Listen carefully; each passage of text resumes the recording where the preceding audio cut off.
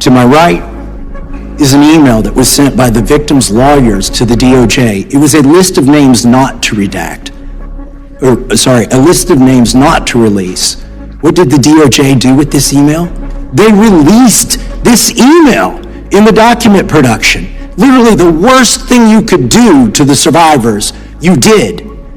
And they're getting phone calls. A lot of these people didn't want to be known. And we know you touched the document because you redacted one name and you redacted the lawyer's name, but you left the survivor's name there.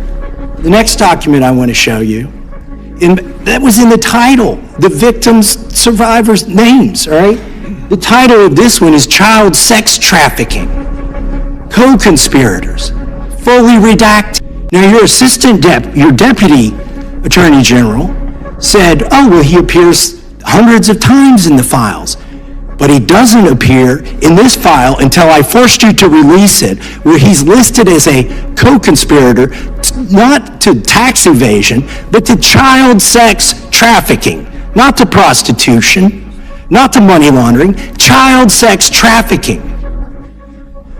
And then finally, what we have here is the third exhibit that I have is emblematic of the FD 302 release.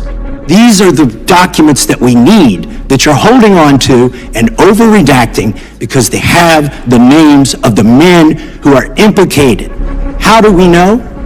Because the survivors gave testimony to the FBI, and it's in there. And what happens when you go to the portal at the DOJ to look at what's behind this redaction? Another redaction.